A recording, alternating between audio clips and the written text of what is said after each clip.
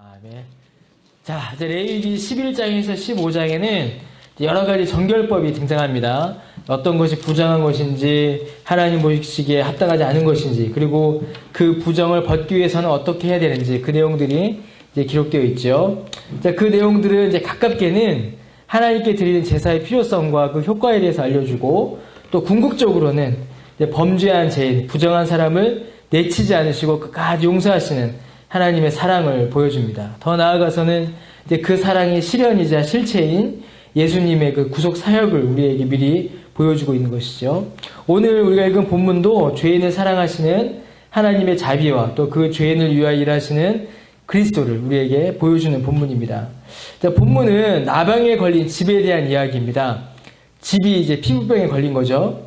나병은 사람의 피부에 나는 병입니다. 그런데 본문에서는 이제 집이 나병에 걸렸다라고 이렇게 이야기해요. 근데 이 나병이라는 말 자체가 좁은 의미로 나병만을 말하는 것이 아니라 한센병이죠. 그것만 말하는 것이 아니라 다양한 종류의 피부병을 이제 총칭하여서 부르는 말입니다. 그래서 오늘 본문에 나타난 집이 걸린 나병은 사람이나 동물이 걸린 병이 아니라 집에 생긴 일종의 곰팡이 같은 것으로 이제 볼 수 있죠. 집에 곰팡이가 이제 생긴 겁니다. 그러니까 집에 곰팡이가 생기면 그냥 제거하고 살면 되는 건데 그것을 굳이 나병이라고까지 하고 또 그것을 제거하는 일을 이렇게 요란하게 성경은 기록을 하고 있는 것이에요. 근데 왜 이제 이렇게 해야 되나? 그냥 곰팡이 제거제 한번 뿌리면 되는데 일단은 이제 그 지역의 특징을 우리가 먼저 이해해야 합니다. 가나안 땅은 지구야, 가나안 땅은 따뜻했을까, 추웠을까, 더웠을까? 더웠어요. 비가 많이 왔을까, 비가 적게 왔을까? 비가 안 왔어요. 그래서 가나안 땅은 어떤 땅이었냐면 덥고 건조한 땅이었어요. 그래서 이런 땅에는 곰팡이가 있을 수 있었을까요? 없었을까요? 없어요. 곰팡이가 많이 없어요. 그럼 곰팡이는 언제 생길까요? 어디 생길까? 맞아요. 비가 올 때. 우리 집에 곰팡이 있어요? 없어요? 어디 있어요? 화장실에 있어요. 화장실에. 화장실에 왜 있어요? 화장실이 물기가 많아서 생기죠. 물기가 많아요. 맞아요. 물기가 많으니까 곰팡이가 생겨요. 자, 곰팡이가 집에 언제 제일 많이 생기냐면 우리 집도 있을지 몰라. 옛날 집에 있었는데 겨울에 곰팡이가 많이 생겨요. 겨울이 되면 어떻게 될까요? 밖은 춥고 집안은 그렇지. 그러니까 밖은 춥고 집은 더우니까 벽에 뭐가 생길까? 곰팡이가 생겨요. 벽에 물이 생기면서 물기가 생기면서 거기 벽지에 막 곰팡이가 생겨요. 곰팡이가 생기면 건강이 좋아요, 나빠요? 나빠요. 곰팡이 균이 날아다니면서 우리 입에도 들어가고 코에도 들어가고 해서 막 나빠져요. 맞아요. 그런데 가나안 땅은 이런 곰팡이가 생기기가 쉬운 땅이었을까요? 나쁜 땅이었을까요? 그러니까 곰팡이가 잘 생겼을까요? 안 생겼을까요? 잘 안 생겼어요. 건조하고 더우니까. 그런데 집에 곰팡이가 생긴 거야. 이 집이 정상이에요? 비정상이에요? 비정상인 거야. 그러니까 이미 곰팡이가 생겼다라는 말은 이 자체가 이 집이 정상이 아니라는 것이에요. 그러니까 영적인 문제, 그리고 또 영적인 해석을 하기 이전에 이미 환경적으로 사람들의 건강에 악영향을 끼칠 수 있는 그런 환경, 그런 상태가 이미 이 집에 있다라는 거죠. 그러니까 이 집에 사람들이 살면 건강할까요? 아니면 몸이 아플까요? 몸이 아파요. 그러니까 하나님께서는 이 율법을 통해서 우리의 죄, 그다음에 구원만 말씀해 주시는 것이 아니라 하나님께서는 이스라엘의 위생, 건강, 환경까지도 하나님께서는 관심을 가지고 계심을 우리가 알 수 있어요. 하나님께서는 하나님의 자녀들이 몸이 아픈 거를 기뻐하지 않으세요. 하나님의 자녀들이 건강하고 행복하게 사시기를 하나님은 기뻐하세요. 그러니까 환경이 안 좋으니까 빨리 이거를 고쳐야겠죠. 그 얘기를 지금 하나님께서 해주시는 거예요. 그러나 단순히 본문이 그런 어떤 주거 환경 개선에만 그치지 않습니다. 특별히 이 문제를 해결해가는 과정이 단순히 집에 곰팡이를 제거하는 정도가 아니라 더 큰 의미를 가지고 있다는 것을 볼 수가 있어요. 왜냐하면 우리 성경에 보니까 우리 지호한테 또 물어봐야지. 자, 35절에 집에 곰팡이가 생겼어요. 그 35절에 보니까 집주인은 뭐 해라 라고 되어 있죠? 누구? 맞아. 누구에게 가라고? 제사장에 가라. 집에 곰팡이가 생겼으니까 빨리 환기하고 난방해서 말리고 곰팡이 걷어내라. 이게 아니라 집에 곰팡이가 생겼으니까 누구에게 먼저 가라? 제사장에게 가라. 왜 제사장에 갈까요? 사람들이? 왜 갈까요? 맞아요. 또 곰팡이 말고 다른 이유로도 사람들이 제사장한테 많이 갔어요. 왜 갔을까요? 맞아요. 죄를 용서받기 위해서 제사장에 갔어요.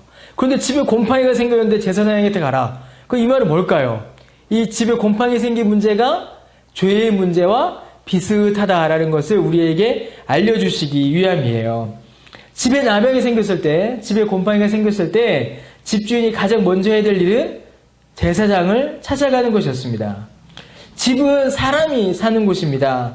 그런데 그 집에 곰팡이가 생기고 또 나병과 같은 것들이 생겨난다면 그 집안에 사는 사람들에게 악영향을 끼치는 것이 당연하죠.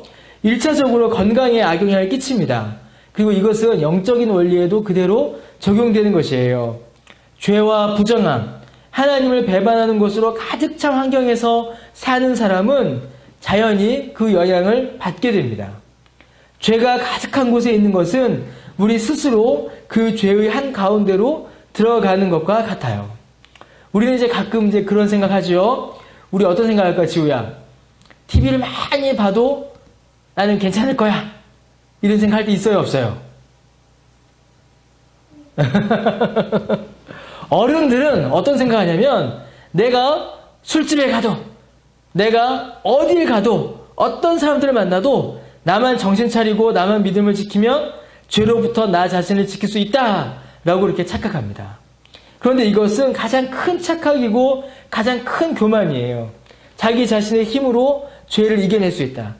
그리고 그 죄의 환경 속에 내가 아무리 들어가도 내가 나만 정신 차리고 있으면 이길 수 있다. 그 호랑이 굴에 잡혀 들어가도 정신만 차리고 있으면 산다 라고 생각하지요. 그러나 그것은 착각입니다.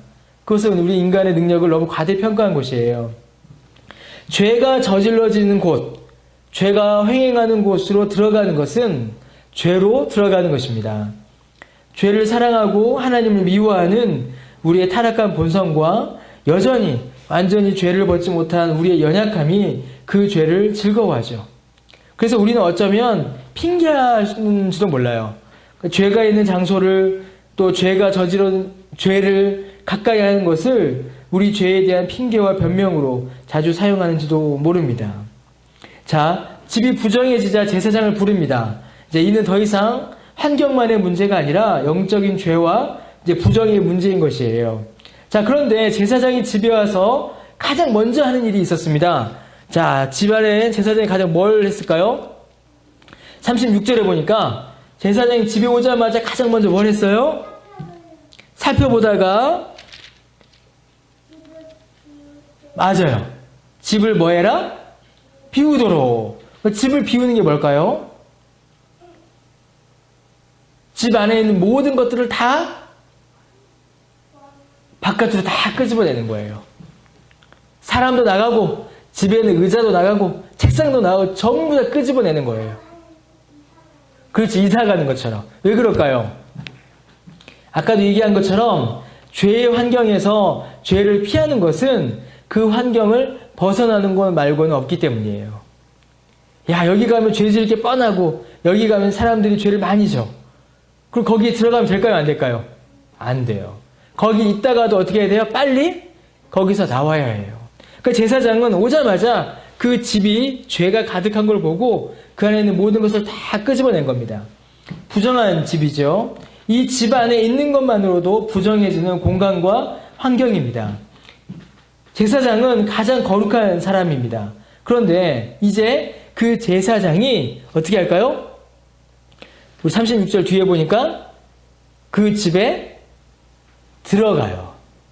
들어갑니다. 이거 참 신기한 일이에요. 그 집안에 있는 모든 사람들, 모든 물건들 다 나가라고 하고 제사장만 그 안으로 들어가고 있는 것입니다.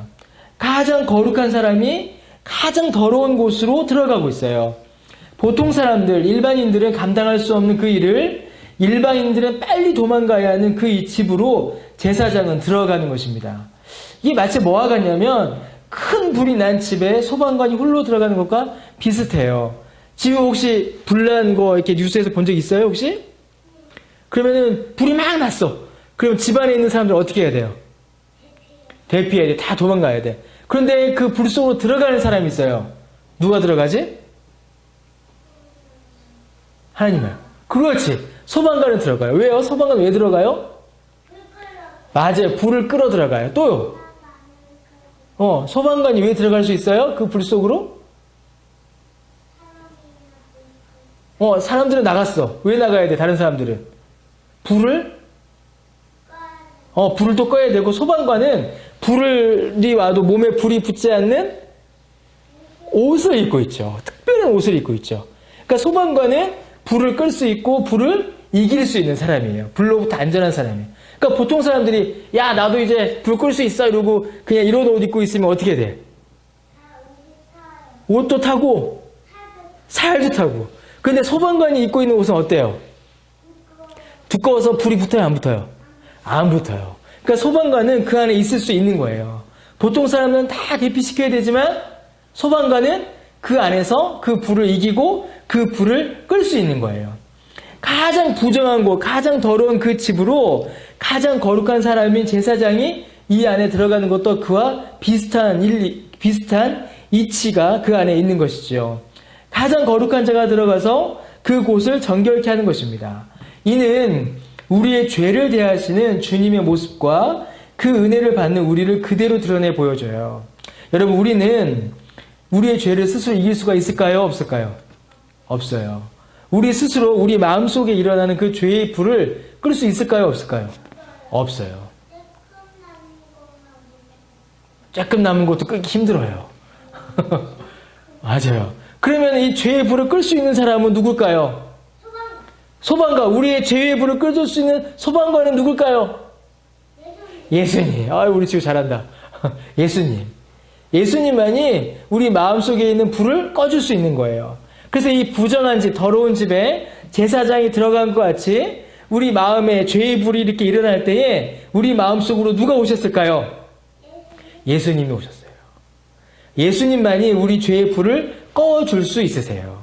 예수님만이 우리의 죄를 이기시고 우리를 그 죄로부터 구원받게 해주시는 거예요. 그러면 우리가 죄를 이기려면 어떻게 될까요? 빨리 누구한테 불나면 어디 전화해? 그렇지. 그러면 우리 마음에 죄가 있어요. 그럼 우리 누굴 찾아야 될까? 그렇지. 하나님 또 예수님을 찾아야 돼요. 예수님만이 우리를 이 죄의 불로부터 구하여 주시고 우리를 건강하게 해주세요. 자, 그런데 그 뒤에 중요한 일들이 또 나와요. 어떤 일이 나오나 한번 봅시다. 자, 제사장이 집에 왔어요. 집에 오니까 집에 이제 곰팡이가 쓴 거야. 7일간 다 나가세요 했어요. 그러니까 7일간 이 집을 환기를 시킨 거죠. 7일 후에 다시 집에 들어왔습니다. 자, 그런데 집에 다시 들어와 봤더니만 43절에 보니까 43절 아닙니다. 자, 집에 보니까 막 곰팡이가 있는 거예요. 어떻게 했을까요? 40절에 보니까 뭐라고 돼 있어요? 자, 7일 동안 집을 비웠다가 들어왔어요. 근데 또 곰팡이가 보여. 어떻게 했어? 40절에 보니까? 그렇지. 집을 이렇게 벽돌로 지은 거예요. 그러니까 이 벽돌에 이 곰팡이가 있어요. 이걸 빼내서 어떻게 했어요? 다 버렸어요. 그 41절에 또 어떻게 했어요? 그렇지. 유대인들 집은 뭐로 만들었을까요? 뭐로 지었을까? 이스라엘 사람들의 집은 흙으로 지었어요. 흙으로 만든 벽돌. 그러니까 이게 딱 긁으면은 흙이 긁혔을까 안 긁혔을까? 긁혔어요. 그러니까 이게 뭐죠? 더러운 벽돌들, 더러운 곰팡이들은 다 어떻게 한 거예요? 다 빼내서 밖에 버린 거예요. 예수님께서 우리 마음에 해주시는 일이 이와 같아요. 우리의 모든 죄를 예수님께서 다 어떻게 해주실까요? 다 빼어 버려주세요. 다 빼서 버려주세요. 그 죄를 다 멀리 해야 돼요. 자, 그런데 돌도 빼냈고 흙도 긁어서 집을 고쳤어. 그럼 이제 집이 깨끗해져야 돼? 더러워져야 돼? 깨끗해져야 돼. 그런데 여전히 또 더러워지는 거야. 43절에 보니까 돌도 빼냈고 집도 긁었는데 색점이 또 생긴 거예요. 자, 그러니까 제사장이 어떻게 했을까요? 이제부터 45절에 제사장이 뭐라고 해요? 집을 헐고 돌과 그 제목과 그 집의 모든 흙을 성박 부정한 곳으로 내어갈 것이며. 이게 집을 헐다란 말이 뭘까요? 맞아요. 어이구, 그럼 어디서 살아? 집을 헐어버리고 어떻게 했을까요? 집을? 그렇지. 집을 새로 짓겠어요. 자, 그런데 이 집을 새로 짓는 일이 굉장히 중요해요. 그냥 새로 짓지 않아요. 그냥 새로 짓지 않고 집을 짓고 난 이후에 이 집을 깨끗하게 하는 일을 또 해요. 자, 49절에 보니까 뭐래요? 자, 그 집을 정결하게 하기 위해서 새 2마리와 백향목과 홍색실과 우슬초를 가져와라. 이렇게 이야기합니다. 새 하나를 흐르는 물 위 질그릇 안에서 잡는다. 이게 죽인다라는 말이죠. 근데 백향목, 우슬초, 홍색실 이런 것들 가져와요. 자, 이게 다 뭘 상징하냐면 피를 상징합니다. 백향목은 뭘까요? 백향목? 지우야, 백향목은 뭘까? 나무. 아주 비싼 나무예요. 그런데 이 나무에 물을 부으면 어떤 일이 벌어질까? 모르지. 이 나무에 물을 부으면 그 나무에서 빨간 물이 흘렀대요. 나무에서 빨간 물이. 빨간색 물이 흘렀대요. 나무에 이렇게 물을 부으면은 나무에서 이렇게 빨간 물이 이렇게 나왔대요. 그 다음에 아까 새를 죽였다고 했죠. 새를 죽였으면 새에게 목을 좀 미안하지만 새 목을 딱 자르면 뭐가 나올까? 새에게서 피가 나와요. 그 다음에 또 보자. 백향목, 새 2마리, 백향목, 그 다음에 홍색실이라고 있어. 홍색실은 어떤 색깔 실일까? 홍색은? 빨간색. 빨간색. 우리 피가 무슨 색깔이에요? 빨간색이에요. 그러니까 백향목에 물을 부어도 빨간색. 그 다음에 홍색실도 빨간색. 새의 피도 빨간색. 우슬초는 뭐 하는 거냐면 그 피를 이렇게 찍어서 이렇게 뿌리는 거예요. 집에다가. 왜 뿌릴까요? 이게 아주 중요한 말인데 우리 지우가 나중에도 이해 꼭 기억하고 외우길 바랍니다. 53절에 보니까 뭐라고 되어 있냐면 그 집을 위하여 뭐하라? 속죄할 것이라. 집은 누가 사는 집이에요? 집은 누가 살아요? 사람이 살죠. 근데 그 집이 깨끗해지기 위해서는 지금 뭘 뿌리는 거예요? 그 집에다가? 피를 뿌리는 거예요. 이게 뭘까? 뭘 이야기하는 걸까요? 이게 뭘까요? 이게 뭘 의미하는 거냐고, 뭘 우리에게 가르치는 것이냐면 예수님이 우리를 위해서 피를 흘려주셨음을 알려줘요. 우리의 죄를 용서해 주시기 위해서, 우리의 모든 죄의 오염으로부터 우리를 구하시기 위해서 예수님께서 십자가에 돌아가셨고 예수님께서 우리를 위하여 피를 흘려주셨으며 예수님의 그 피가 우리의 모든 죄를 깨끗게 하여 주셨다. 그 사실을 이 집을 깨끗하게 하는 이 일을 통해서 우리에게 보여주십니다. 예수 그리스도의 보혈로 우리를 깨끗하게 해주셔서 새로운 집을, 그 새로운 마음을, 새로운 몸을 우리 주님께서 만들어 주셔야만 하는 것이에요. 우리의 마음이 새롭게 되고 깨끗하게 되기 위해서는 먼저는 우리의 마음이 허물어져야 합니다. 이렇게 죄 가운데 있었던 더러웠던 집이 완전 무너졌듯이 우리의 어떤 죄의 교만, 자존심, 내 힘으로 할 수 있을 것이라는 헛된 생각들 하나님께 다 무너뜨려 주셔야 돼요. 그래서 내가 정말 죄인이고 내 힘으로는 결코 죄를 이길 수 없다는 사실 앞에 절망해야 합니다. 이제 그걸 가르쳐서 예수님께서 심령이 가난하다라고 하신 거예요. 그럼 그 가난한 상태, 그리고 그 심령이 가난한 상태를 주님께서 복되다 하셨는데 왜 복되다 하시냐면 주님께서 새 마음, 새 집을 지어주시기 때문입니다. 예수님의 보혈로 정결하게 하시고 예수님의 뜻으로 교훈하셔서 우리 주님께서 친히 세우시는 그 집, 그 마음의 집을 주님께서 우리 안에 세워주시기 때문이에요. 지금까지는 죄의 나병이 퍼져나가고 그 마음에 있는 것들이 모두 범죄였다면 이제는 하나님의 영이 거하시는 성전, 곧 내 마음이 하나님의 집이 되는 것입니다. 하나님이 내 마음에 계시니까, 하나님이 내 마음이라는 집에 계시니까 우리 집이 정결해지는 것이죠. 그래서 고린도전서 6장 19절에 바울이 뭐라고 이야기하냐면 너희 몸은 너희가 하나님께로부터 받은 바 너희 가운데 계신 성령의 전이다 라고 이야기합니다.